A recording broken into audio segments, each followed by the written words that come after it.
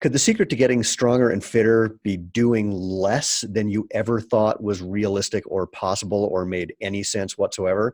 Maybe. We're going to find out today on this episode of the Movement, the podcast for people who want to know the truth about what it takes to have a happy, healthy, strong body, starting with the feet first, usually, because those things are your foundation.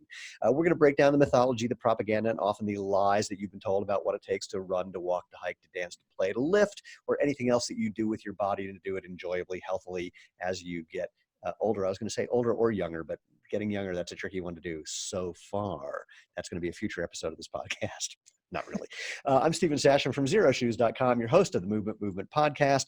If you want to be part of what we're doing, it's really simple. Go to www.jointhemovement, and you'll find all the previous episodes. You'll find out how to engage with us. And when you go to wherever you go, whether it's iTunes or YouTube or Facebook, like and share and review and do all those things that you know how to do to tell people about what we're doing. We are creating a movement, making natural movement the obvious, better, healthy choice the way natural food currently is. And because it's a movement, that means you are involved. So in short, if you want to be part of the tribe, please subscribe. And let's just jump in, shall we? Hello, Tim and Dani. How are you?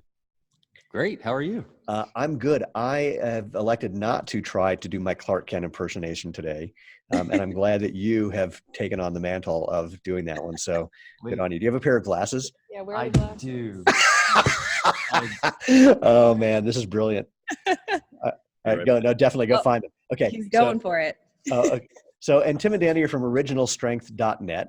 Tim's got his Original Strength shirt on, but you can't see the rest of that. We'll talk about that in a bit. Clark Kent. There we go. All right, put on the glasses, do the Clark Kent part. I don't even recognize you. Take them off, do the Superman part. Who is that? Yeah. Where'd you go? Could you get Tim back on here, please? Sorry. It's funny. I watched something the other night. Kate McKinnon was on Jimmy Fallon, and she said that she likes to wear glasses that are not prescription glasses. She doesn't need glasses because she just likes the look, and it confuses people. And when I was living in New York years ago, I found a pair of glasses that I started wearing that I didn't need glasses, but it was even better because they were just the top half. They were like, they didn't have the bottom part at all. So it's just whatever that style of lens is called. So I'd be wearing these things that were just the top half, no lenses. And there was times where I'd be talking to people for an hour until they'd look at me and go, what the? There's no lenses in those. And I would go, yeah, I don't need glasses. They found that very confusing. So Tim Anderson, Dani Almeyda, do me a favor. Tell people who the hell you are and why you're here. Oh, all right. Well, we are with Original Strength, and we are all about helping people move better and feel better and understand the truth that they were created to be resilient for a lifetime and not meant to feel fragile, broken, weak, or injured, as many of us do feel. That's easy. Now, of course, it's easy to say that when you were young, attractive, fit human beings. Talk to me about how you work with people of all ages. I'm assuming that you do. I mean, I know that you do, but I'm going to say it like I don't know. Go for it. So, well, we teach people of all ages that they are still young, attractive, and fit human beings on the inside. And we help them return to those same movements they did when they were younger to actually help them restore their youth. All right. That's a good setup. And we'll be diving into how you do that in just a bit. But first, since it is the Movement podcast, do you have a movement-y thing that you do as part of what you do with Original Strength that you would like to share with human beings so that they could get a little taste of what it means for what natural movement means from your perspective? Sure. So we encourage people to do something that they've all done before called rocking, where they get on their hands and knees and rock back and forth. Most children do this right before they learn how to crawl. And that movement is phenomenal for what it does for your nervous system and how it teaches your body that it is one whole body and not a collection of parts. So let's just break. I mean, I know that sounds super simple and you just said it in like less than a sentence. So, okay. So literally on your hands and knees, hands under your shoulders, toes pointed or toes engaged? Yes. So either one? Because your feet are designed to be very mobile and those joints articulate in every direction, you can do toes down or on the balls of your feet. Plantar flexion or dorsiflexion. Try either of those. And when you say rocking back and forth, you're not moving anything. Your hands are planted, your knees are planted, your toes are doing what your toes are doing. And it's just, find a way to move back and forth. I mean, I've done this. Yes. So you're transferring weight over your hands and then back over your hips. And the wonderful thing about it is it teaches all your joints how to dance together, your ankles, your knees, your hips, your wrists, your shoulders, your spine. It sets your posture, the curves in your spine. It's great. So do you want people just to be going back and forth linearly, or do you want people to make other motions, like a little back, like horizontal, lateral, figure 80, et cetera? So yes, linear is where we start. I'm going to have to stop doing that. Where you're going to have to give me a straight answer and not a yes answer. So we start them with linear back and forth, because that's fairly easy to get to. And then if they're getting adventurous, we have them rock in circles, or if they're really feeling frisky, we do try to do infinity symbols or figure eights. Now, let me just start with the sort of obvious thing. Some people, when they hear this, are going to like drop down and do it. And some people are going to think, well, they're in a place where they can't. And some people are just going to think, well, that seems silly or stupid or like really basic. Or, I mean, what I love about what you guys are doing is really, and the reason why talk about natural movement is like, what do babies do? What are these movement patterns that we start doing just naturally and organically? And how does that affect us as we move forward? So for people who think that this is either silly or inconsequential or might be embarrassing or have any resistance to this, because doing some things that seem quote unquote infantile, it does bring stuff up for people where they have like very strange, I've experienced where people have some like very strange response to it. A thing that I do when I'm teaching people about barefoot running, where we'll be out in a field and I'll say, look at how like tiny little kids run when they first start running. Basically, they lead with their head, which is oversized and excessively heavy, and then they just try to keep up with their head. And so it's like, let your head go back and forth and just try to keep up. And it takes people sometimes like 15 minutes till they're willing to even do it because it looks silly. It feels great. It's really fun. But there's this incredible resistance to doing these baby-like or childlike things. That's what I've seen. What's been your experience with that? Very similar. People do feel silly getting down on the floor and acting like children or moving like children. But usually if we can convince them that if you could restore your body and have all the mobility and strength that you wanted to have, isn't it worth being just a little bit silly to get that? Yes, so yeah, I was gonna say, so we have a few shirts that say it's crazy enough to work. And you know what, it is a little bit crazy, and that's okay. It might seem crazy, but when people try it and have an experience and they actually see it, see and feel the difference that it makes on their body immediately, then they're usually like, oh yeah, I got to do that. And then you see other people around you and they're doing that. So I challenge those people to be a trendsetter and go ahead and just try it. The thing that I noticed the first time I tried just rocking forward and backward is that at a certain point, like at first it feels kind of weird and you're going like, well, I don't know why I'm doing this. And then things happen, like you find yourself just taking a big deep breath, something just lets go, something starts to relax. And it's surprising. That was one of my favorite things. Yeah. So, and we've had, even here in our studio, we'll have people that I guess they people deal with issues that they don't tell you about because it's their norm. We've had people come, after they've been here a while and say, you know what, my back doesn't hurt anymore. And, it's because they're rocking back and forth and they're like, I've been doing this at home. So not only did they do it here, they do it at home, and we don't necessarily know they're doing it until they discover that they feel great. And then they tell us what they're doing. There's a thing I think about almost every day. It's when Lana and I get home from work, one of us, usually me, makes some dinner, and which I'm okay with. I really like doing it. Make some dinner, and then we go upstairs where we have technically it's our second bedroom, but it's actually the one place where we have a television and a big couch. I will, when I'm eating, I will be sitting on the ground. And the thing that I think every time I do this is, growing up, I never saw anyone do this. I mean, my parents never did. My dad did every now and then if he was like, trying to turn a television stand into a bookshelf or something. He never read the instructions, and God knows what there was always leftover screws. But in terms of just like daily living, no one ever modeled being on the ground, crawling, sitting, hanging out, lying down. I don't know how to even ask this. Have people come in to work with you where they have any kind of relationship with that? Any reluctance or reticence, or is it more just when they do it, there's this, once they kind of get hip to it, it just feels good because it's fun, because it's natural, because it's et cetera. Do you know where I'm going with this? Because I don't. Maybe a little bit. So there's kind of like two paths we can go down. And one, I think it really depends on the age of the individual. So sometimes as we see an older individual, they are much more reluctant to get down on the ground. It's usually almost a fear relationship. We're afraid to be on the floor because we don't know if we can get back up. And we don't want to think about when we have to be on the floor, because a lot of times people associate it as you get older with falling. And so, you see that from one standpoint.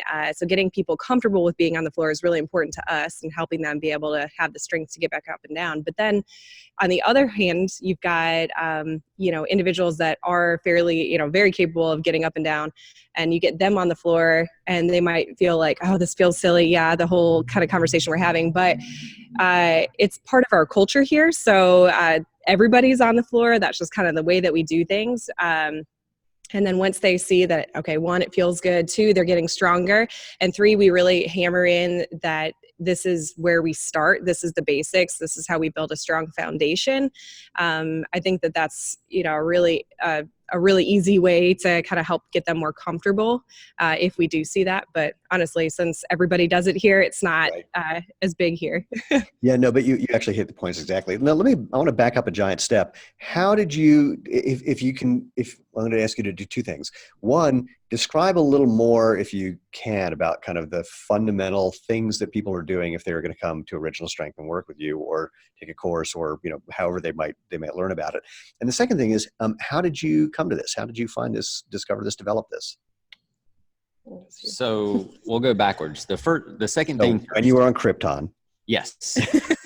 So what had happened was, so that's actually a good segue though, because my favorite superhero is Superman. And I was foolish when I was younger, and still am, but I would train to the point where I would injure myself, but I wouldn't stop, because it was some weird badge of honor that I just got to keep training.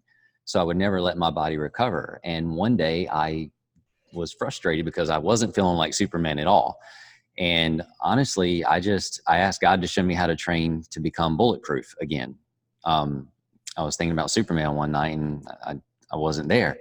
And within a couple of weeks, I picked up a book on learning disorders in children, and how movement can strengthen their brain and tie their brain together and strengthen their nervous system. And within a couple of weeks, it was just like I learned that all the movements we made as a child is what knits our body together in our nervous system, and physically ties us together. So it was just like God kind of connected the dots, and I started rolling around and crawling around on the floor. And so there's going to be a transition from you personally rolling and crawling on the floor to what you now have. Talk about that. So a friend of mine encouraged me to write a book about what I was learning. So I wrote a book about basically it was about the developmental sequence, what children go through to get strong so that they can walk around on 2 feet and explore their world. And if we return to those same movements, then the same thing happens for us again. It's like hitting a reset button on the body. So I wrote this book, and a few people bought it, and eventually we did a workshop about it. A lot of people came, and then word of mouth spread, and it just kind of organically grew from that to where we have a facility called the Original Strength Institute, where we help people remember how their body is designed to move. Love it.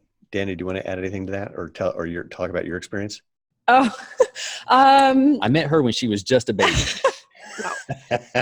He learned from me as I was rolling around on the floor. No, I'm just kidding. I came in, I had moved to the area. I was looking for a place to train, and met Tim. Saw this crazy guy rolling around, crawling outside, pulling chains, thinking, oh my gosh, he's crazy. And he's like, let me show you some things. And I remember at that point him saying, like, people want to learn about this. Like he had just written the book, and people were like, people want to learn about this. But so he shows me, and shows me some of the resets, took me through some things, started practicing. And I had struggled. I'm super hypermobile, so my body moves way more than it's supposed to move. And I struggled with instability for most of my life as a collegiate athlete, a lot of injuries. And so he showed me the resets, helped me kind of basically retie my body back together. And I was like, oh, this is pretty good stuff. And so, yeah, so I started using it with all of my clients, and, you know, we continue to work together, and here we are. So I just want to, again, back up a little bit. Tim, are you telling me that an effective pickup line is, let me show you some moves? Yes. Wow. Yes. It's pretty impressive. Watch me crawl. Let me show you some things. Usually that elicits a whole different reaction. So you mentioned, both of you actually mentioned resets. Can you say more about what that is? So the body, you know, so your nervous system, if you can strengthen it, your nervous system wants to feel safe. And if you can do movements or make it feel safe, it will let go and allow you to move. So when we say pressing reset, it is as if we're pressing a reset on the body's operating system. And then all the programs on top of it run well. So it's like resetting a Nintendo or something like that. But all it is tapping back into the very original movements we made as a child. And those are pre-programmed in our nervous system to help us grow and develop.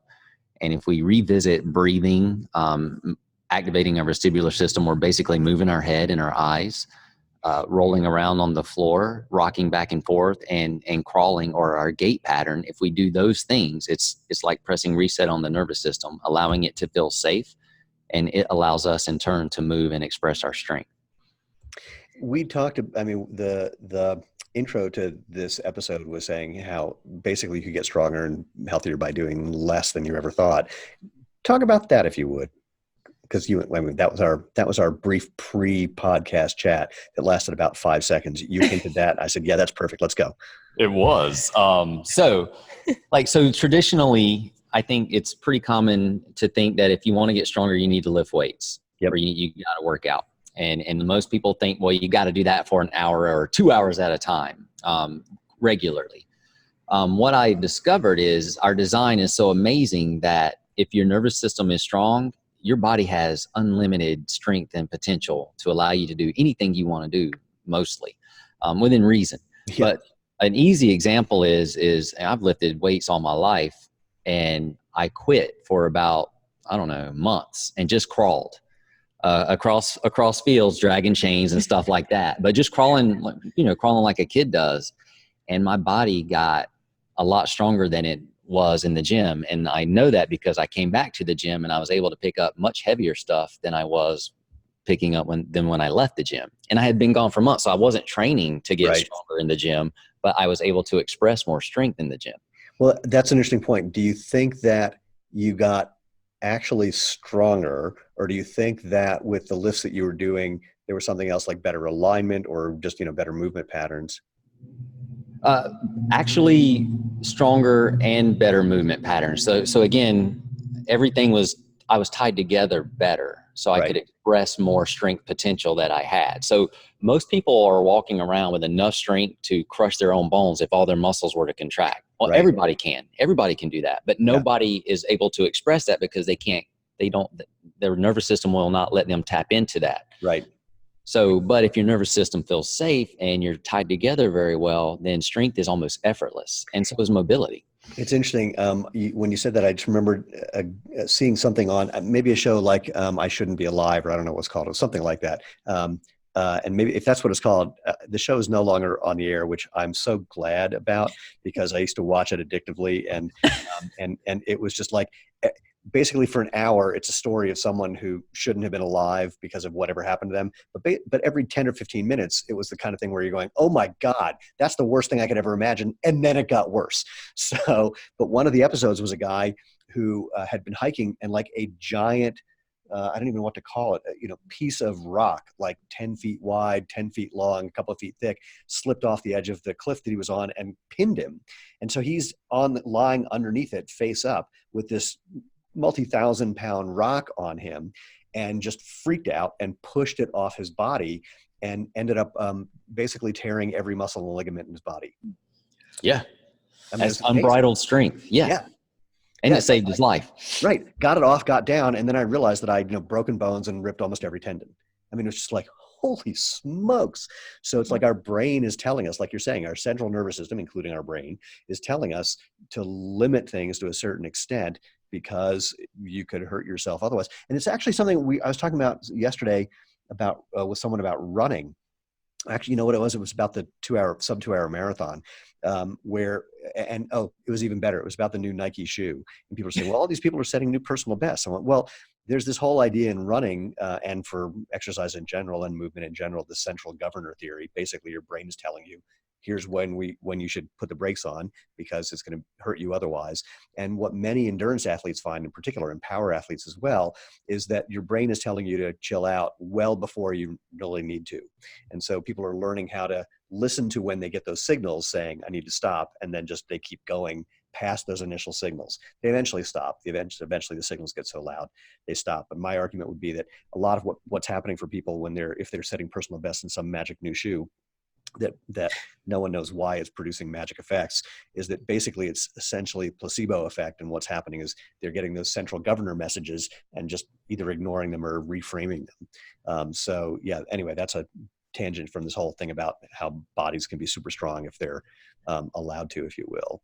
Yes. You've at least both of you have mentioned the phrase crawling in chains a few times. Would you please elaborate? I think that's totally you. I'm sorry, I'm going to talk about the chain crawling here. Well, because I was imagining when you said crawling with chains through a field, I'm thinking that someone's got you hooked up to a plow. I mean, basically. Similar. Well, because if not, they were missing out on an opportunity. So talk about, so we've gone from rocking and we've talked about crawling. So let's talk about these progressions and then talk about adding chains to the mix too. So rocking teaches your body where all your joints are, and it teaches your stabilizers how to stabilize your joints so that your prime movers can move your joints. So basically, it really sets your body free to move. And then crawling coordinates the opposing limb pattern and ties your body together so that you can generate, that you can move from A to B efficiently, but it also helps tie your body together so you can generate speed and power and fluidity. So once you're tied together well and you move well, you can add load or resistance to the movement patterns to strengthen your body and those patterns so that you can exude or demonstrate more strength. So what I used to do in our old studio, we had a big grass field behind the studio, and I would go out back and I would crawl. It was an 80-yard field, and I would crawl 80 yards with chains tied to my body. So I was creating resistance or drag. So just additional weight. I mean, you could have done this with a weighted vest if you weren't such a dork. But it looks so much cooler with chains. Cool. Yes, you just proved my point. Yeah, it looks so much. And the sound's amazing. But so really though, the chain though, depending on the surface like grass or sand, it accumulates a certain amount of friction the longer the chain is. So it's about the surface area too. Whereas a weight vest pushes straight down on the body. When you're dragging a chain, you've got resistance pulling in the line against the line of direction you're trying to go. Yeah. So it's just a fun way to train. There's a I just blanked on the name of this device. I've done a review of it. I have it in my car. It's essentially why can't I remember the name of this? This is going to make me crazy. We use this on the track like at least once a month, huh? Does it have a bungee behind it? Or? No, it's like a spindle. So it's got a rope that goes through, it's like a tube. It's about 10 inches long. Basically, it's got a spindle on the inside. And so the rope goes around the spindle. You turn the inside spindle, it makes the rope loop around the spindle, which creates more resistance. Oh my God, this is so, as I've gotten older, I can't do names. And then apparently I can't remember. Oh, Exergenie. There it is. So the Exergenie, it was a device that some guy invented like in the 70s, disappeared. Someone brought it back a little while ago. It's awesome. But so instead of chains, same idea. And yes, it's got like a 40-meter long rope. And so just having that rope on the ground creates the extra friction. You feel it once you kind of get past the halfway point, you've passed the other end of the rope. It starts getting easier because there's less rope on the ground creating the friction. But basically you can create as much resistance as you want without all that extra weight.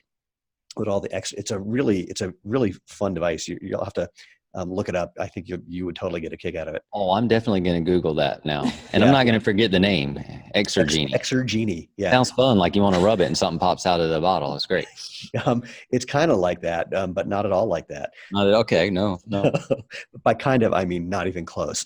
But it's super, super cool. And it's, we use it for either kind of resisted running. So just we'll set it to an amount of resistance that gives you just a little bit as you're running, to the kind of thing where it's so much resistance that you're just trying to walk and you basically have to be at an angle where you're leaning forward. It's pulling you back. You're leaning forward. Your nose is almost on the ground because that's the only angle where you can get enough force to make yourself move. It's a blast. I am intrigued. Yeah, you'll have to let me know if you get one. It's a good time. I think I have a link on my website, but be that as it may. Okay. Anyway, I don't know where I wanted to go after that. So what are the other things other than sticking chains on your body and crawling across a field, much to the amusement of your neighbors? Well, that does amuse the neighbors. Actually, it gets you in trouble with your spouse a lot also. Wait, hold on. You can't just leave there. See, my wife is so used to the insane things that I do that I don't think anything would get me in trouble with her. What kind of trouble do you get in crawling around in chains? That seems normal to me. No. So my wife's pretty proper, and well, she doesn't like me to. Well, so what it was I was crawling through one of our neighbor's yard in their grass because they had a nice lawn, and they were asleep, so I wasn't harming anyone. But somebody drove by and called my neighbors and told them that somebody was crawling in their yard. And this somehow got back to my wife, and I was heavily reprimanded and told I will never do that again. So that's what had happened. Well, so I've got to ask one question. Why were you crawling in your neighbor's yard? They had really nice grass. Texture's everything. You should know this. You know, when you run barefooted, man, it's all about the texture. Yeah, that's true. Well, wait, did the neighbors complain, or was it only your wife? No, so they thought it was funny, but they told my wife, and she kind of like stuff like that is, I wouldn't say mortified, but she didn't like it. So now the important question then is, did you stop, or did you just make sure that she was never going to find out about it when you did it again? No, I just do it down the street where she can't see me, like in other neighbors' yard, people that I don't know's yard. I do it in complete strangers' yard. See, now I just want to be the neighbors who come home and see a guy crawling through their backyard in chains. I think that would be awesome. So listen, no, I've upped my game. So what I do now, I don't know if you've seen those hyperwear sandbags, but they're just disc filled with sand. No, Very I haven't. Well, so I've got one that weighs 50 pounds, and I would put it on my head and march to the neighborhood. So I'm the guy in the neighborhood with the big sombrero. Do you know Nick Nilsson? No. Nick Nilsson, he calls himself the mad scientist of muscle. Nick is famous for just coming up with these crazy exercise variations. He's a big fan of Zero Shoes. If you go to it's Nilsson. If you look him up on YouTube, you can find videos. A lot of them he's wearing either the Prio or the Speed Force, or actually sometimes wears the well, all of the shoes that he has in different videos. But he will do things like I think he lives on a cul-de-sac, but he'll like walk back and forth while carrying 500 pounds on this yoke that he invented, or doing other similarly insane shit that the two of you I think would get along quite swimmingly. So I've got a really good friend that is very much trains like that as well. John Brookfield. I don't know John. He's the inventor of battling ropes. Yeah. You'll have to. Well, I'm gonna have to do an intro to you guys. I think you. All right, I'm in. So we talked a bit about getting stronger, doing less, but we then diverged a bit just to talk about you trespassing and not getting arrested. Yes. What else do you want to share just about the work that you're doing or what you're seeing with people? Like, let me back up to this. Why do people come to see you to begin with? What are the things that you hear people are interested in or complaining about or suffering from? Yeah. So, we have Original Strength, which is a company so we do certifications for fitness professionals and chiropractors, physical therapists, things like that. So we certify professionals on how to help their clients and patients. But then we also have a gym here where we tend to bring in people that are feeling broken in tons of different ways, whether it's they injured themselves years ago, and they just now are getting around to the fact that it's bothering them. They can't play soccer with their kids, they did some crazy workout at another gym and injured themselves, and they are afraid to go back until they can, figure out how to do it right, whatever it is. But so lots of different types of injuries and pain, but more of just a feeling of, I know I don't feel well, I'm hurting. I don't want to feel fragile and weak anymore. I want to be able to do things, and I'm sick of some, whether it's a doctor told them like, hey, you're just not going to be able to do that anymore, or them thinking I just can't do this anymore. We kind of open the doors to them. So we kind of like plant this little seed of hope, like, yes, you can, and we show them how, with really simple movement, like we were talking about before. So we start with the basics of just teaching them how to press reset, and then, helping them move their body as it's naturally supposed to move, focusing on squatting and hinging and pushing and pulling and doing all sorts of fun stuff. So if you give the body what it needs, it knows how to heal itself. And so movement is so nice. You say it twice, movement, movement. And what your body really wants and needs is movement. And with the right movement, it can heal itself. So you just hinted at some of the other things. So we have squatting, we have hip hinging, we have pulling, we have pushing. Anything else that we're missing? There's got to be a twisting thing in there somewhere. There is. Dan John, he calls it getting up from the ground. Getting up, it creates rotation. But then gait pattern also creates rotation and twisting. Right. So gait pattern to me would be the big one if you're going to add a fifth one in there. So do you want to kind of touch on each of those? Sure. Why not? We got time to kill. What the hell? So I've got a really wise friend who just looks at the body and how it's designed to move. And he says the body is designed to do, and his name is Dan John, by the way, super famous, nice guy. But he says the body's designed to do 5 things: push, pull, hinge, squat, and carry. And if we honor those 5 things and we do them regularly, your body will always be strong and able to do what you want to do as you go through life. Right before we started this, a friend of mine sent me a video. It's a woman. I wish I remembered her name. And it's not that I forgot it. I never knew it. So I'm giving myself that clarification. I could look it up, but I skipped into the video after where they told her name. She weighs 120 pounds. She just squatted 495. It was really amazing. Now, again, that's a big weightlifting thing. So when we talk about some of these activities, hinging, squatting, pushing, pulling, again, most people think of that either from weightlifting or the body weight analog of that, of doing push-ups and pull-ups and whatever. I'm imagining that you have a different take on many, if not all of those. Yeah. So we can cover squatting and hinging with the rocking motion. And even pushing, because we're pushing our bodies away from the ground. Crawling definitely is pushing away from the ground. In the legs and the feet. But it also, if you look at the pattern that the legs go through when you crawl, we're still working on hinging. And now squatting in itself is a sitting and resting position that we should actually have even when we're 99 years old. It shouldn't be what we call a third world squat. It should be an everyday, I can just squat because I'm made to kind of squat. And then carrying things, well, that's how we're designed to pick things up, and we walk from one place to another, and the way we get them there is we carry them. So it's really, yeah. So I guess our take could be different, but if you love to lift weights, the developmental sequence or the movements that you were pre-programmed with, if you engage in those regularly, it will allow you to lift weights so much easier and so much better. You'll enjoy it better. And when we move that into the gait pattern, since a lot of people came to this from running and either barefoot running or minimalist running or natural running, however you want to frame that, can you talk about what you've seen and what you've done with people, whether it's walking or running? For improving their gait pattern? Yeah. Yeah. Well, so, or frankly, anything you want to talk about, just as we talk about moving and gait.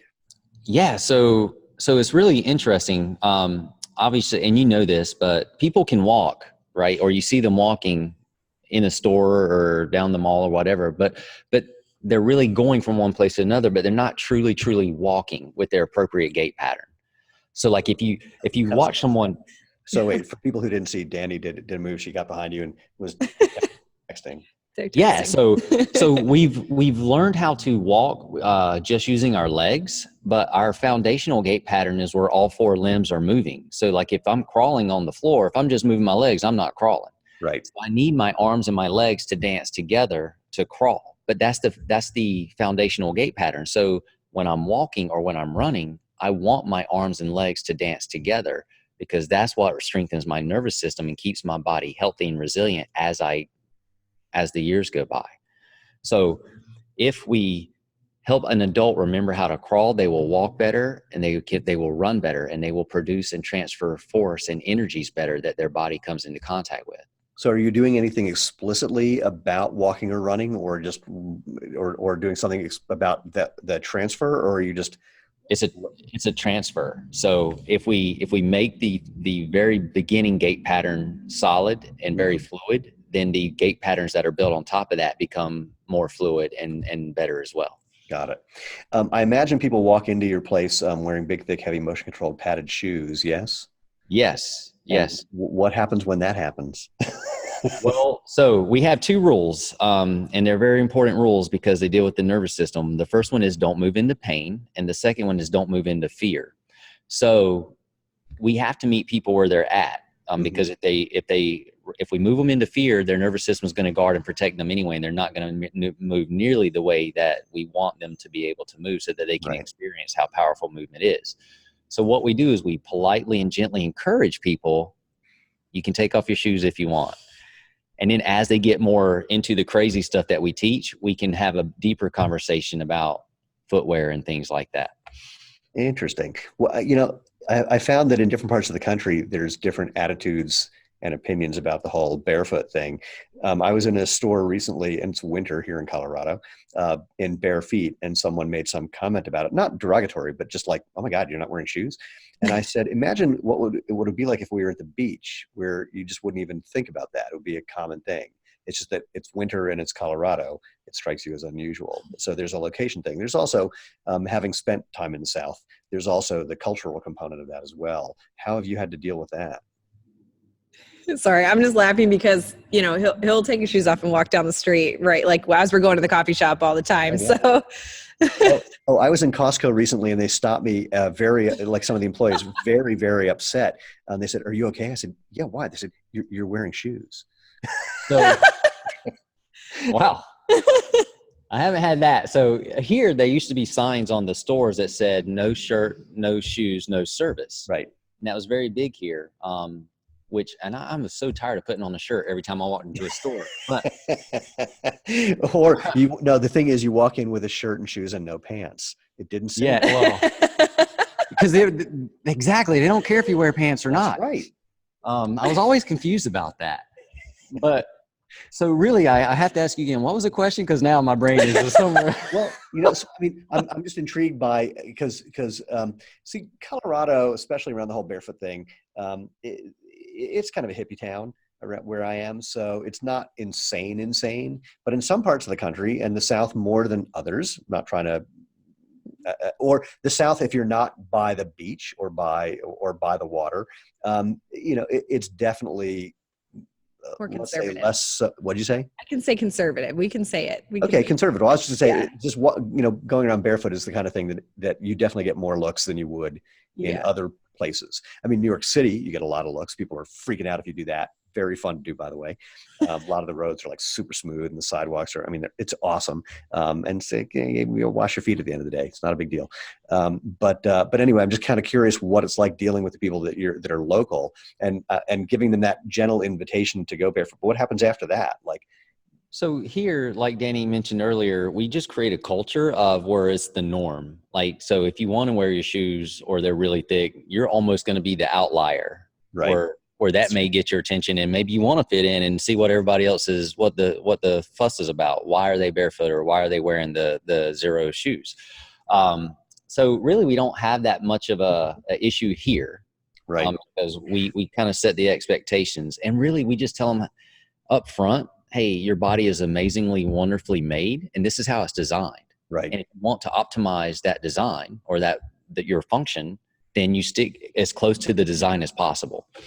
And have you gotten feedback from people when they've started to spend more time barefoot?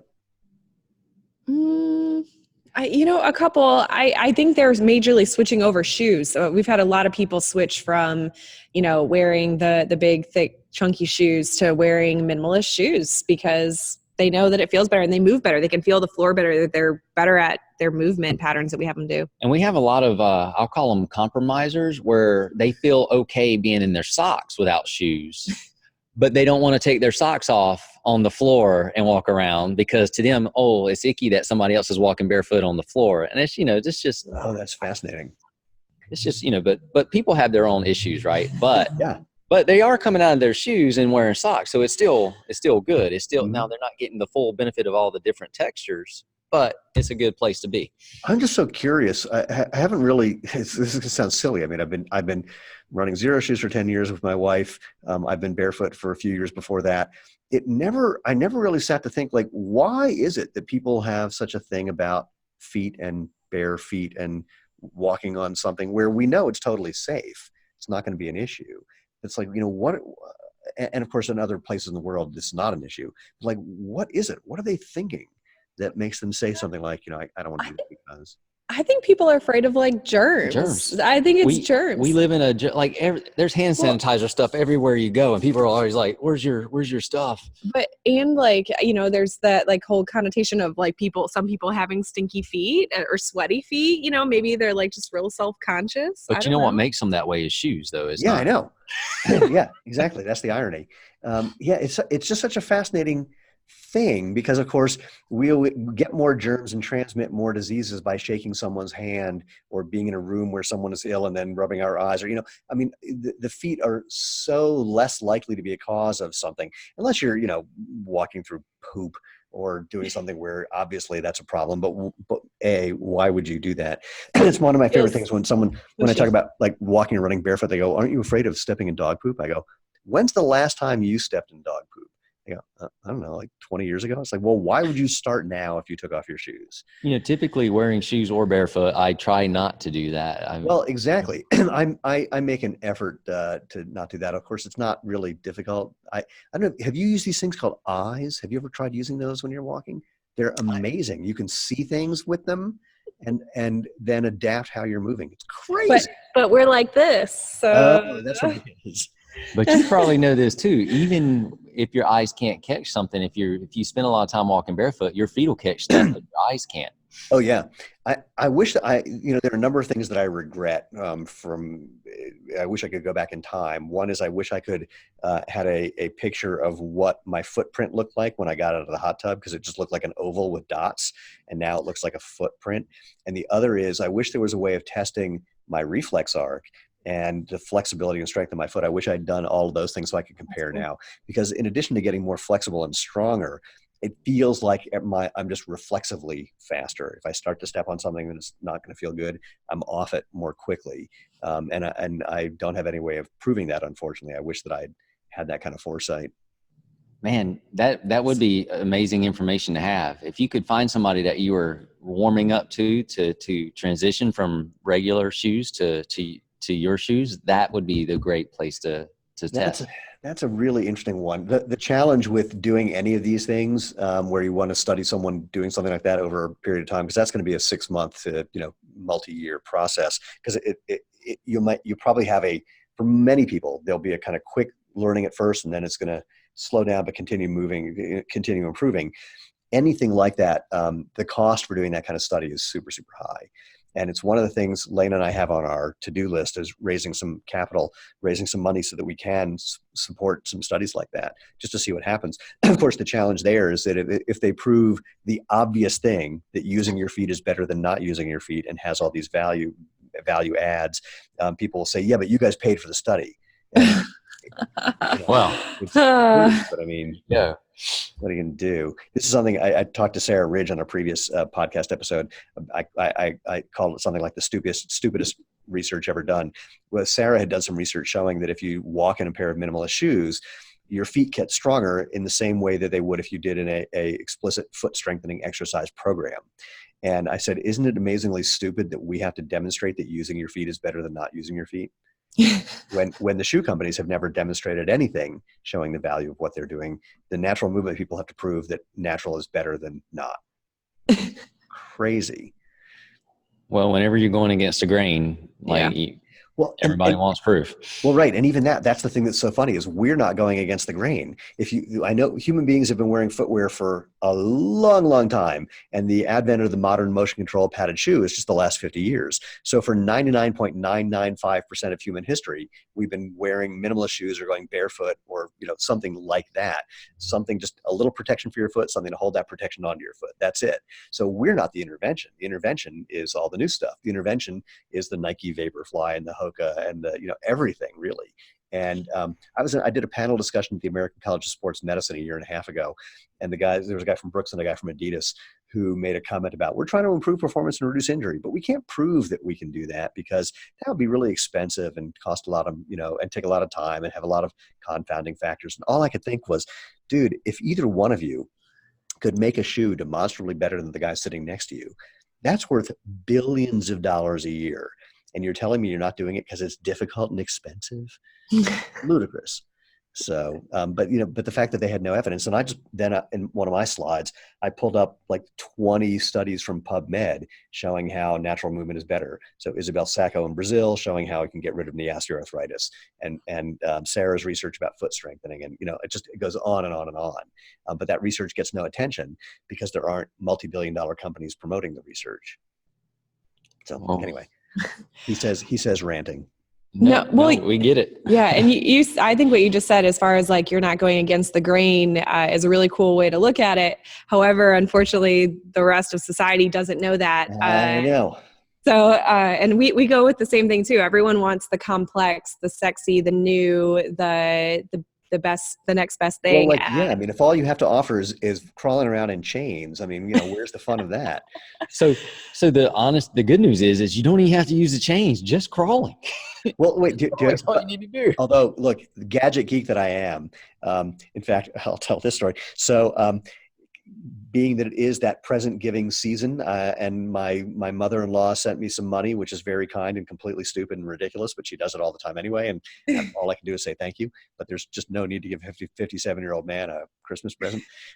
Regardless, I was thinking, I want to spend a little money. There's a toy that I've been wanting to get for a while. And then I got a letter 2 days later from the surgeons who did my shoulder surgery 3 years ago saying, hey, we're auditing our numbers and you apparently overpaid. And they sent me a check for $1,500. What? So exactly. That's the first thing I said. And then the second thing was maybe they made a mistake. And the third thing is, I don't care, I'm cashing this thing. So I bought a toy. It's a Nordic hamstring curl machine. Basically, just as a sprinter, eccentric hamstring strength is hugely important. So I got a thing to do that. Makes me very happy. I love this thing. So anyway, that's my new toy. But other than chains, and so that's my way of saying I like toys. So other than chains, what other toys might I play with if I were hanging out with you? Well, I'm going to just throw this in there. Your own body, for sure. Best thing. I know. Come on. All right. What do you? Toys? Yeah, toys. I don't know. We have so many toys. We're really big fans of the Hyperwear sandbells, and also the Hyperwear weighted vests. Those are both great pieces of equipment that you can use for a lot of different types of training. We like sleds, pushing and pulling sleds. Yeah. And dude, you were going to so love the Extra Genie. Yeah. All right. I'm in. It's all the fun of a sled without a sled. That's what I need because I travel. Yeah. But yeah, we love sleds. Slam balls, or soft. I call them soft Atlas stones, where you can just pick them up and maneuver them and stuff like that at different weights. Those are fantastic. There's a guy that I met. He's here in town. Who actually, when I met him, we were at an event. It was a lunch for physical product CEOs, and I'm sitting next to him. I said, "So what do you do?" He goes, "Oh, I make an adjustable weight medicine ball." I said, "Oh, cool. How does that work?" He goes, "Well, I can't tell you that. It's technology." And I said, "Yeah, because what I'm going to do is I'm going to drop my multi-million-dollar company and steal your stupid idea." Did you say that to him? I did. And about 10 minutes later, he walks back up to me and goes, "My apologies. Here's how it works." So anyway, it's crazy expensive, but I saw them recently, and it's really fun because you can it's basically just a medicine ball where it's got kind of like a screw-on cap, if you will, and you can put different weights on the inside of it. Very clever and, kind of expensive, but for travel and for convenience, that works out well. But I love things you can throw and slam and hit walls with and stuff like that. Yeah, and then the other thing for all of those things you could do, we have ropes. Ropes. Imagine that. We got ropes and chains, Ropes and all kinds of fun things. Yeah, you might want to clarify that. I wouldn't open with that. Yeah, come on over. We have a lot of ropes and chains. Come here, let me show you something. But that's You know what? It might work. I don't know. Crazy enough to work. Yes, I'm curious enough to want to come in the door. I've got ropes and chains. Come on, let me show you something. I'm not gonna lie, Steven. I've had phone calls, people calling in and being like, "Yeah, I saw this guy walking around in my neighborhood with the thing on his head and walking with sticks. He uses Indian clubs, and I hear he owns this place. Can I come work out here?" So people, Nice. people like it. Curiosity. Yeah. That's good. Cool. Those are all good toys. But the thing that I like about them is that they all do have one thing in common, which is what you hinted at before. It's basically giving you a way of, I don't want to use the word exaggerating, but just adding some added element to this natural movement pattern. Yes. Yeah. And so the way we explain it to people is once we teach them how to press reset and tie their body together, then we put them through natural movement. And really we teach them how to be farmers, like it's moving funny. things. Yeah. It's funny you say that. I was at the first Paleo FX conference. I was on a panel discussion about natural movement things. And at one point I said, look, let's just, cut to the chase. Everything we're doing here is fake natural movement, really, because no one is walking down to the river and picking up stones and bringing them back to build a house. No one is running to catch their food or running away so they don't become food. And the difference in that one is so noticeable because I don't care how fast you run and how much you're doing high intensity intervals. When I go out and train, I run as hard as I can. Maybe I'm a little sore the next day. When I am at a track meet and I run one fast race, I can't move for the next 4 days. The whole hormonal thing that goes on when you're in competition mode, and that's not even the same as being chased by or chasing something, but it's the closest that we can get in a controlled circumstance. Whole different game. So we're doing these things to do the best we can to imitate what it would be if we were living in a very different world. Yeah. And basically we do them here too, because outside of here, people still have a life they want to live. And right. We're in a rural place where people do yard work. They shovel mulch, they plant trees, and they work. And so just being able to do that stuff easier we're improving quality of life. Yeah. No, that's great. Well, is there anything else that we want to jump into, tackle, talk about? Anything that I missed? I don't know. I've learned that if I rub the Exergenie, Will Smith will not pop out. So that was pretty much the subliminal message I've been trying to communicate the whole time. Covered that. Glad you picked it up. My shirt doesn't say Zero Shoes. It says Exergenie, Will Smith, not rub.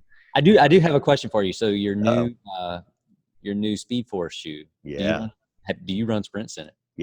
Yeah. I'm wearing it right now. I'll tell you, when I come to the office, I normally just kick off my shoes right away. I mean, I'm normally barefoot most of the time. And the only reason that I wear shoes, even in the winter around here, is because in the parking lot of our office, for some reason that no one has ever been able to explain, it's always muddy. And I'm lazy. And so sometimes I can jump over it, but basically I put on shoes so I don't have to deal with the mud in the parking lot. And then I'd come in here and kick them off. I keep wearing these. I keep forgetting that I have them on. But I'm sorry, go ahead. To answer your question though. When I'm on the track, and so for people who don't know, I'm a competitive sprinter. I'll do all my warm-ups barefoot and drills barefoot. And then when I've got to go for speed, I'll put on my Speed Force now. I was wearing the Prio before, and now I'm wearing the Speed Force. I feel like they give me as much grip as my sprinting spikes do. And partly because I'm able to move my foot more than I can in my spikes, because they squeeze your toes together and don't let your foot move. But also they're crazy grippy, and they're really lightweight. I mean, it really feels, it's my favorite shoe to run in, and all of my training partners are doing the same now. And some of them was like, I like the Prio, but I can't really run in it. It's a little too heavy for me. And then the Speed Force is what they're wearing now. I'm actually working on a sprinting spike. I've got a kind of skunkworks project. It has no spikes, and it's doesn't squeeze your toes together. It's super, super cool, but hopefully that's about a year away. Anyway, but so yes, I do. But you had a follow-up question, it sounded like. Yeah, well, no, I was going to say that's my biggest complaint about the Speed Force is that typically before I had my pair, I would come in around and I'd walk around here barefoot or without shoes. But now that I wear these things all the time. I know, it's crazy. I don't take them off. Like, and I've worn them every single day. I know. And look, I'm not sure exactly when this episode is going to air, but I'll hint at something. We've got another shoe coming out called the HFS, which stands for Holy Something Something. And it's very Speed Force-like. It's a tiny bit heavier. The upper is a little bit lighter, and the tread is a little more road friendly, if you will. I'm going to show it really quick. This is a teaser for It's pretty. That's awesome. cool. Yeah, it's super, super cool. And similarly, we got a few samples here in the office just to make sure the production run is going correctly. And people who've been wearing the Speed Force, now they're going, I don't know which to wear. I'm going back and forth. So we're really committed to doing this. We have a couple other shoes that we've developed for 2020 in particular, where the people who are testing were going, I keep forgetting that I'm wearing them. Now, we've been hearing that since day one, but even more with some of these because they're even lighter, they're even more flexible, they breathe even more. And yeah, it is pretty wacky. I'm having the same experience you are. It's very weird that I find myself wearing shoes the majority of the day because I just forget. I mean, I just don't even notice it. So my wife's yelling at me at home and always telling me to take my shoes off now because she doesn't want me to wear them on the carpet. And I just off, don't crawl through the neighbor's yards, man. This woman, she's a ball buster. Jesus. She runs a tight ship. She does. She's not going to watch this, so I'm sick. Oh man, I wonder if Lena is embarrassed by all the things that I do or not. I've never asked her. She's never said anything, so I'm assuming she's totally fine with it, or just walks further away so people don't know that they're attached to each other. That's probably what it is. I'm sure she's used to it. Like I'm hoping my used to like this. Yeah, she's definitely used to it, but I'm sure there's things that every now and then she's got to be rolling her eyes. My parents very early on. So I come from a, let's call it nominally Jewish family. I mean, we went to synagogue on the high holidays and that's it. That was really it. But my parents used to say to me, my mom in particular, actually my dad in particular, we want you to marry a nice Jewish girl. And I said, you have no idea how hard it is to put up with me. If I can find anyone who can do that, end of story. And then they met Lena and I said, so, are you okay with the fact that she's not Jewish? And they said, look, we've just seen that in your previous relationships, you started out happy and then got less happy. And in this one, you started out happy and have gotten happier. And that's all we care about. And wow. I said, okay, where'd you put my real parents? And it's been true. So I'm an incredibly lucky human being. In fact, my mom, who has Alzheimer's, after she had long ago forgotten who I was, would spontaneously say, Lena's the best thing that ever happened to Steven. And wow. She is totally correct. So it was a good one. So yeah, my apologies for now creating this additional strife in your relationship where your wife now complains that you're wearing shoes. I will do my best to make that worse for her. By giving you additional options where you do the same thing. There's actually a funny one going on right now. I can't wait to see how it pans out. Peter Attia, I don't know if you know Peter. He's a doctor and very interesting health and fitness guy. And he's been wearing the Prio and the Speed Force, and his wife is totally not crazy about the Prio. I think she's iffy about the Speed Force. I'm hoping that I find something that he likes that she likes as well. That's my new challenge. And sometimes we get the other way around. Sometimes we'll have it is polarizing. There's times where people will wear our sandals and the spouse will complain about how they look, and then we get them another sandal and they go, "Oh, I actually like that one." So it's a very funny thing. We've had people make a comment about the exact same shoe. One saying that's too masculine, and then like the next breath, someone saying that's too feminine. It's like, okay, then you're clearly both right.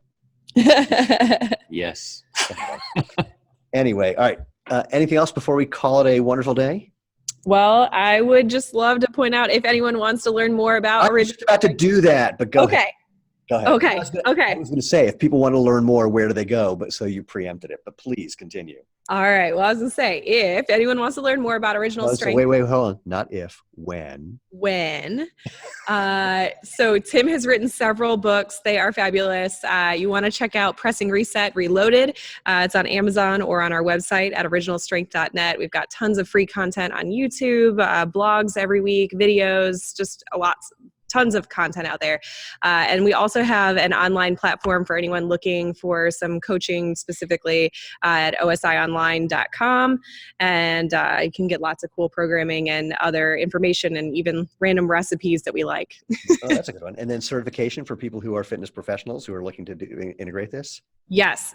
So any fitness professionals looking to help simplify movement and help change the industry and get people moving better, faster, check out originalstrength.net. We've got certifications happening all over the world, and something coming up here. And we would love to meet you and see you and help you help people better. Well, first of all, thank you both. Secondly, I hope everyone does come and check it out. Third, I want to say something I've been trying to avoid saying this entire time, and for people who aren't seeing this, you'll have to find the video to see it. I just want to let everyone know that no cows were harmed in the making of Dani's earrings. No.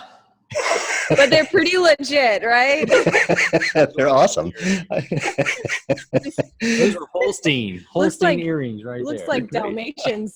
Oh, that's right. No cows or Dalmatians were harmed in the making of your earrings. No, they're great. Okay. Well, anyway, thank you. It's been a total pleasure. And thank you for the support you've given us over the years. I mean, it's been a real treat. And watching how you guys have grown this has been really, really a blast. So kudos to you. Anyway, that's beyond that.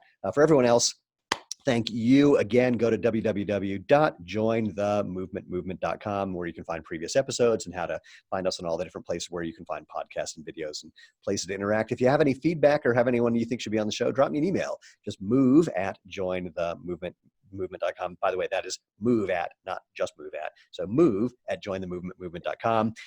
And most importantly, go out, have fun, and live life feet first. Take care. Thank you.